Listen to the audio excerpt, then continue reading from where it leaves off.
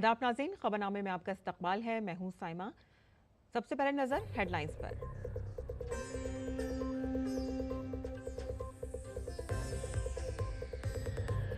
सदर बनने के बाद डोनाल्ड ट्रंप की अमेरिकी कांग्रेस में तकरीर, कहा कि अमेरिका का सुनहरी दौर वापस आ गया। इतना बड़ा मैंडेट पहले कभी नहीं मिला। अब अमेरिका सही सिमत की तरफ है गामजन।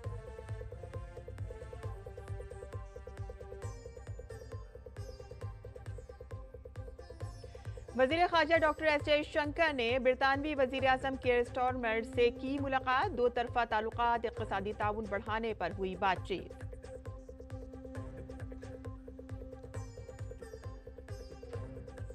वजीर आजम नरेंद्र मोदी आज रोजगार पर पोस्ट बजट वेबिनार में करेंगे शिरकत। सरमायाकारी, मईशत और इख्तरा जैसे मौजूआत होंगे वेबिनार में शामिल।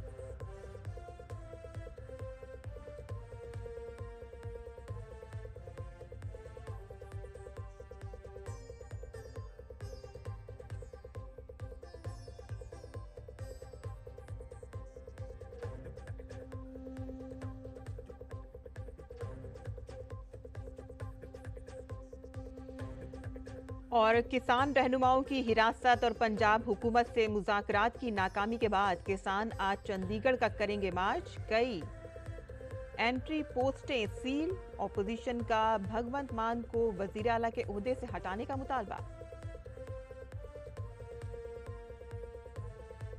टीम इंडिया मुसलसल तीसरी बार चैंपियंस ट्रॉफी के फाइनल में पहुंची। आज दूसरे सेमीफाइनल में न्यूजीलैंड और जनूबी अफ्रीका के दरमियान होगा मुकाबला। और अब खबरें तफसील से। और सबसे पहले बात करते हैं अमेरिका की, जहां अमेरिकी सदर डोनाल्ड ट्रंप आज वॉशिंगटन डीसी में कांग्रेस के मुश्तरका इजलास से उन्होंने खिताब किया। उन्होंने कहा कि अमेरिका का सुनहरी दौर लौट आया है और कोई भी इसके ख्वाबों को नहीं रोक सकता। एक नया मरहला जो 6 हफ्ते पहले शुरू हुआ था, इससे अमेरिका की रफ्तार वापस आ गई है। 20 जनवरी को सदारती ओहदे का हलफ उठाने के बाद ट्रंप का अमेरिकी कांग्रेस से ये पहला खिताब था।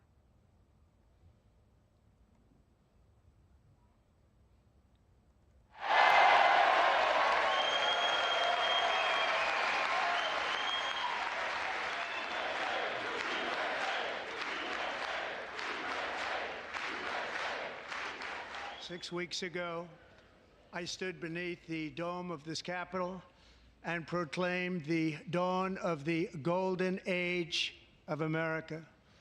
From that moment on, it has been nothing but swift and unrelenting action to usher in the greatest and most successful era in the history of our country.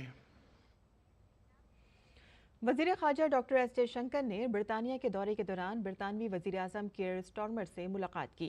दोनों रहनुमाओं ने दो तरफा इक़्तिसादी ताउन को आगे बढ़ाने और आवाम से आवाम के रवाबित बढ़ाने पर तबादला ख्याल किया। इस दौरान वजीर आजम स्टारमर ने यूक्रेन के तनाज़े पर बरतानिया का नुक्ता नज़र भी शेयर किया। वजीर खारजा डॉक्टर एस जयशंकर ने वजीर आजम नरेंद्र मोदी की तरफ से बरतानवी वजीर आजम को नेक ख्वाहिशात का इजहार किया। वजीर खारजा डॉक्टर एस जयशंकर ने बरतानिया के वजीर तिजारत और कॉमर्स जोनाथन रेनॉल्ट से मुलाकात की।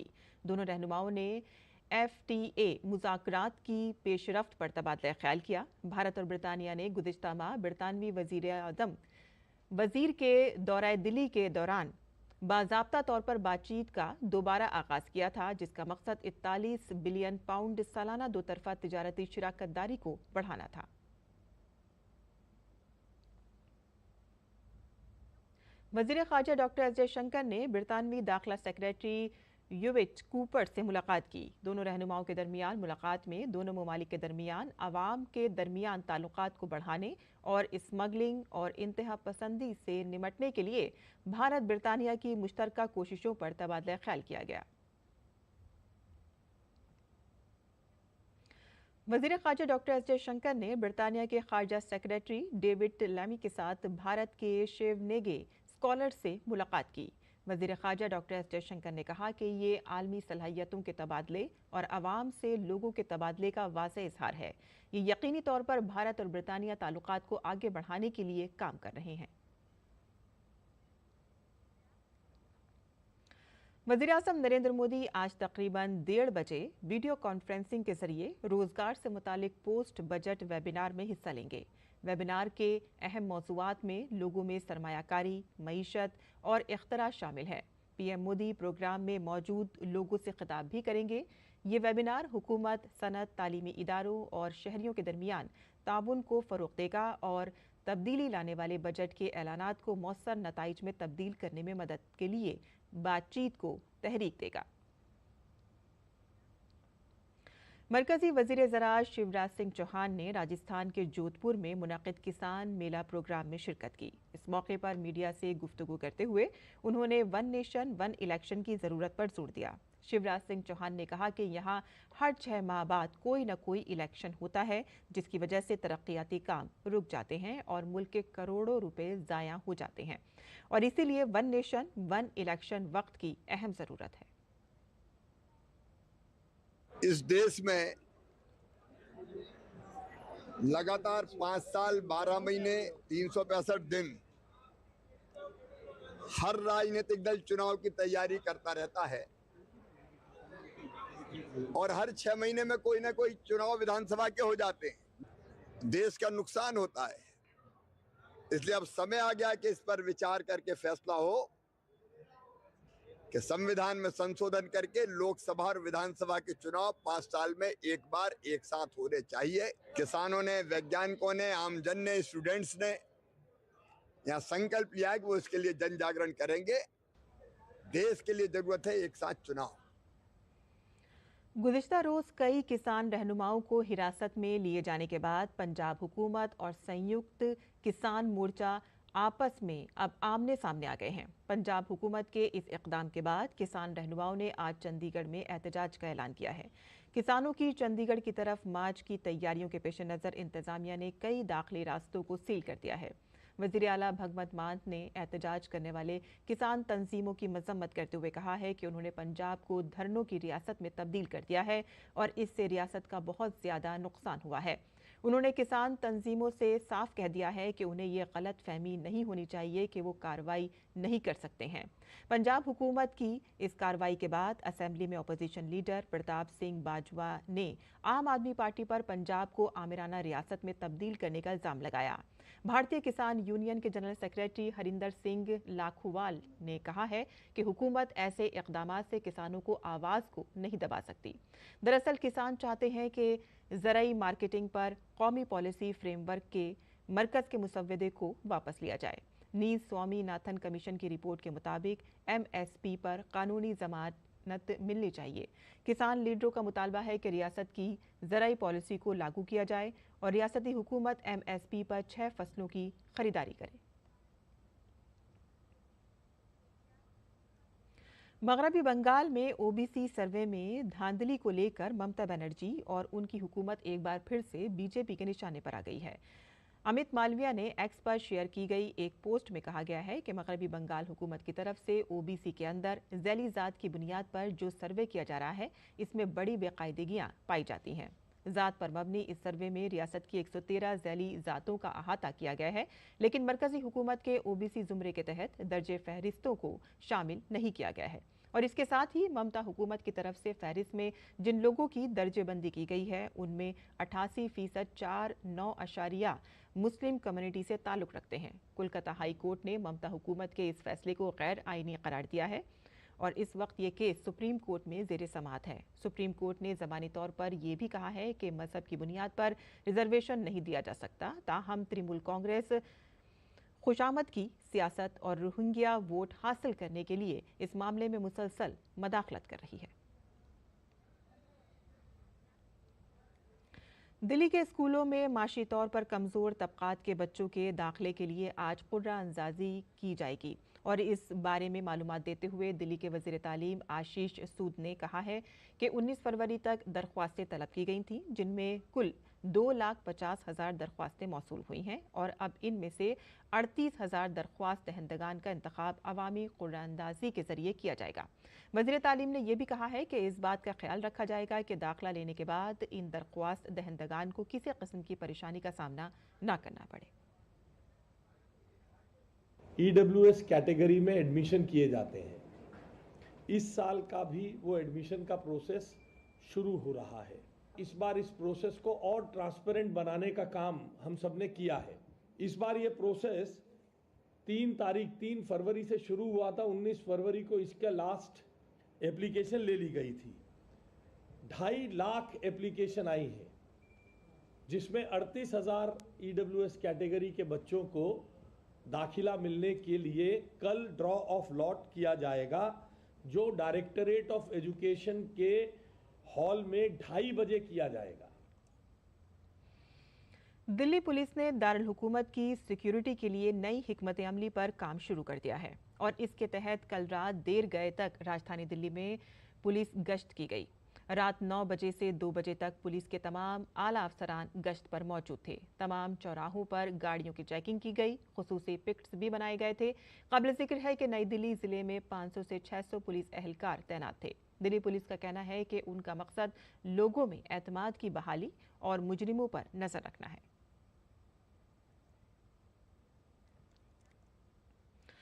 Social democratic party of India SDPI के कौमी सदर MK फैजी को पटियाला कोर्ट ने 6 दिन की ईडी हिरासत में भेज दिया है। MK फैजी 2018 से SDPI के कौमी सदर हैं। MK फैजी को ईडी ने 3 मार्च को मनी लॉन्ड्रिंग की रोकथाम के कानून के तहत दिल्ली हवाई अड्डे से गिरफ्तार किया था। SDPI और PFI, जिसकी बुनियाद 2009 में रखी गई थी, मुबैना तौर पर ममनुआ पॉपुलर फ्रंट ऑफ इंडिया का सियासी महाज है। ताहम SDPI ऐसे किसी भी ताल्लुक से इनकार करता रहा है और खुद को एक आज़ाद इदारा कहता है।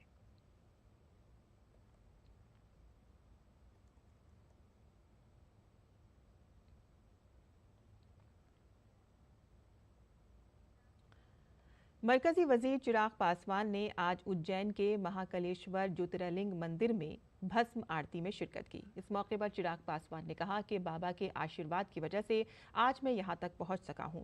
आज मैं महादेव का शुक्रिया अदा करने सबके साथ आया हूं। वजीर आज़म ने हमारे मुल्क को एक तरक्की याफ्ता मुल्क बनाने का अहद किया है, जिसके लिए हम सब कोशा हैं।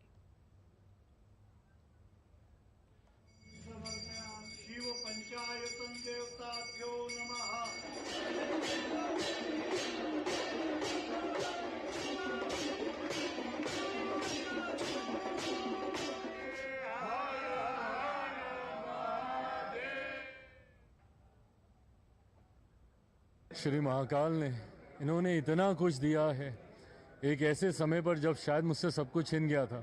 बाबा का ही आशीर्वाद रहा कि आज मैं यहाँ तक पहुँचा हूँ। आज मेरा पूरा परिवार, मेरी माँ, मेरी बहन, मेरे जीजा जी, भांजे, भांजियाँ, मेरे तमाम साथी, सहयोगी, तमाम मेरे रिश्तेदार, आज सबके साथ आया हूँ सिर्फ महादेव का धन्यवाद करने, श्री महाकाल का आशीर्वाद लेने और अपने लिए एक प्रण लेकर जा रहा हूँ कि जो हमारे प्रधानमंत्री जी ने हमारे देश को एक विकसित देश बनाने का संकल्प दिया है, जिसमें हम सब प्रयासरत हैं, उनके उस संकल्प को हम लोग बाबा के आशीर्वाद से पूरा कर सकें, बस ये कामना करके जा रहा हूँ। सेहत और ख़ानदानी बहबूद के मरकजी वजीर जगत प्रकाश नड्डा ने नई दिल्ली में नेशनल हेल्थ मिशन के मिशन स्टीयरिंग ग्रुप की नवी मीटिंग की सदारत की। मीटिंग में पॉलिसी फ्रेमवर्क, ऑपरेशनल हिकमत अमलियों और मालियाती उसूलों पर बातचीत की गई, जिसका मकसद सेहत की देखभाल की फराहमी को बढ़ाना और NHM के मकसद को हासिल करना है। इस अहम मीटिंग में सेहत और ख़ानदानी बहबूद के मरकजी वुज़राए ममलिकत प्रताप राव जाधव और अनुप्रिया पटेल, नीति आयोग के वाइस चेयरमैन सुमन के बेरी और VK पॉल और हुकूमत हिंद की दीगर वजारतों के सीनियर अफसरान ने शिरकत की। दरहकीकत मिशन स्टीयरिंग ग्रुप NHM के तहत आला तरीन पॉलिसी साज और ऑपरेशनल इदारा है, जो सेहत के शोबे के लिए वसी पॉलिसी फराहम करता है।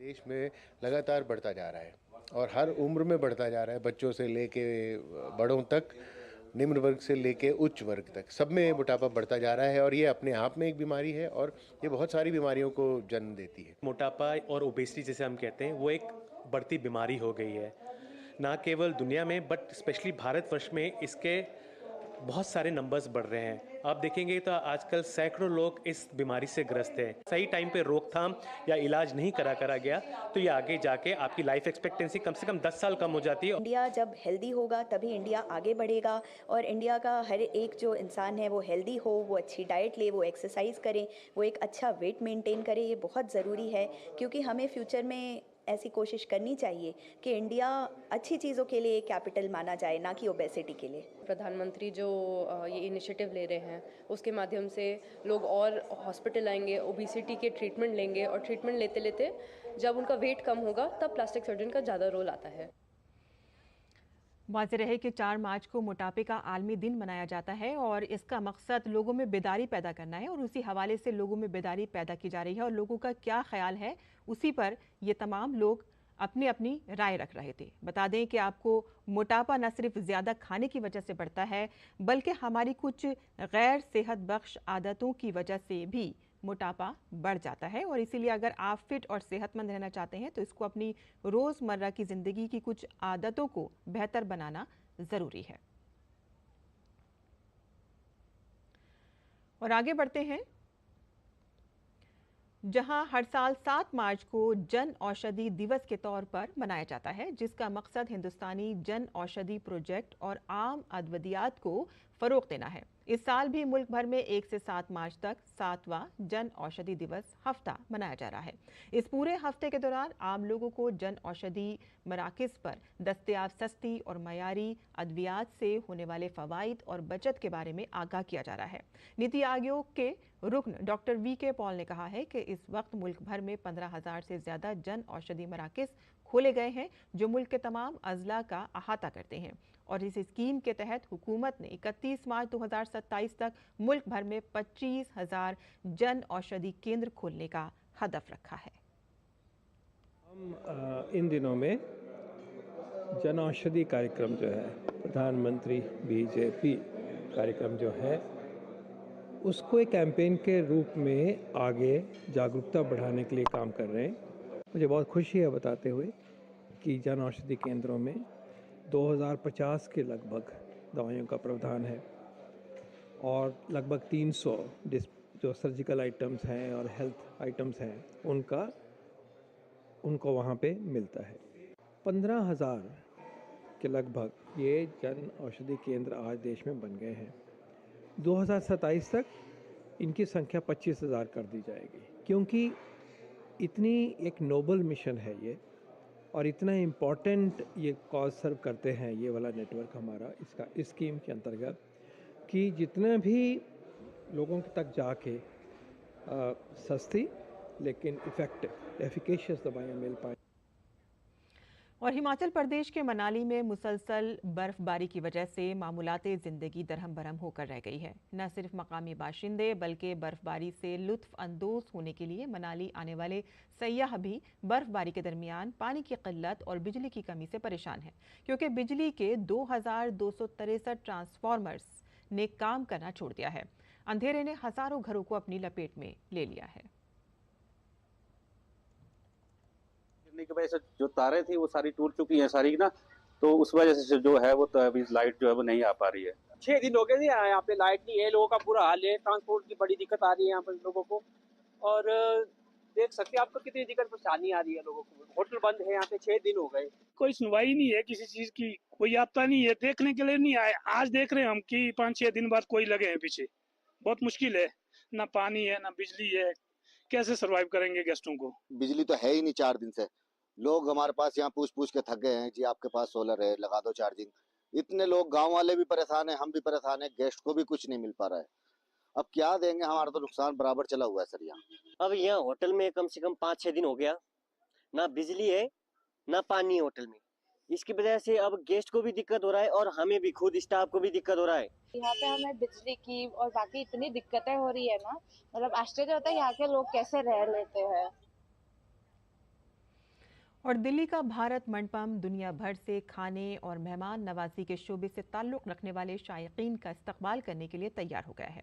ये एशिया का सबसे बड़ा ब्रांड्स में से एक होने का मौका है।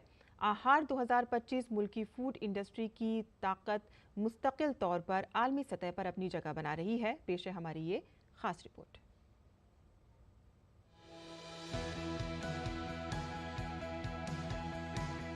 दिल्ली के भारत मंडपम में एशिया के दूसरे और मुल्क के सबसे बड़े बैनुल-अक़वामी फूड एंड हॉस्पिटैलिटी मेले आहार के 39वें एडिशन के लिए दुनिया की बहुत सी बड़ी कंपनियों का इंतजार खत्म हो गया है। आहार मेले से खिताब करते हुए फूड प्रोसेसिंग के वजीर चिराग पासवान ने भारतीय सनत से आलमी सतह के मयार को यकीनी बनाने की जरूरत पर जोर दिया। अभी हम लोग आहार और आहार के ठीक बाद सितंबर में हम लोग वर्ल्ड फूड इंडिया करने जा रहे हैं। मॉफपी ने भी अपने आप को आहार के साथ जोड़ा ही इसी सोच के साथ है कि इवेंचुअली ग्लोबली भारत में दुनिया का सबसे बड़ा वर्ल्ड फूड इवेंट होना चाहिए। रवा हफ्ते मुनाकिद होने वाले इस आलमी प्लेटफॉर्म में 17 ममालिक के 1700 से जायद ताजिर शिरकत कर रहे हैं।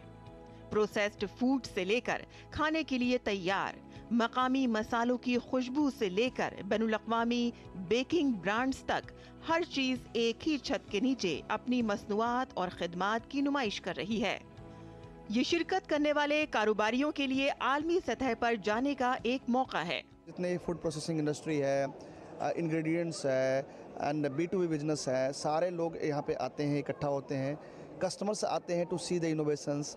सो आहार से तो देखा जाए तो as a brand, as a business, as a relationship, जो कि इसेंस है B2B बिजनेस का, उसमें एमिनेंस बेनिफिट हो रहा है। आहार से रिलेटेड जो है ना अच्छा फीडबैक आता है। एपीडा हमें गवर्नमेंट अप्रूव लेके काफ़ी प्रोत्साहित करती है और जो है जितनी भी एग्जीबिशंस होती हैं जो आहार का हो गया, इससे रिलेटेड आपका इससे पहले इंडस फूड है या बायोफैक है, तो हर उसमें पार्टिसिपेशन का मौका मिलता है। आज अगर स्पेसिफिकली घी की बात करूँ तो 3200 बिलियन का मार्केट कैप है आज इंडिया का and we are growing very rapidly. और अगर मैं इंटरनेशनल मार्केट की भी बात करूँ, we are already exporting it to few countries. So जहाँ vegetable ghee was the main source for them. अगर आप खाने पीने के शौकीन हैं या मुतालिका सनतों में अपनी किस्मत आजमाना चाहते हैं तो भारत का सबसे बड़ा खाने और मेहमान नवाजी का तिजारती शो आपका मुंतसिर है। अजय मिश्रा की रिपोर्ट, DD न्यूज़ उर्दू खबरें। और नाज़रीन, अब पेश है दिल्ली से शाया होने वाले उर्दू अखबारात का मुख्तसर जायजा।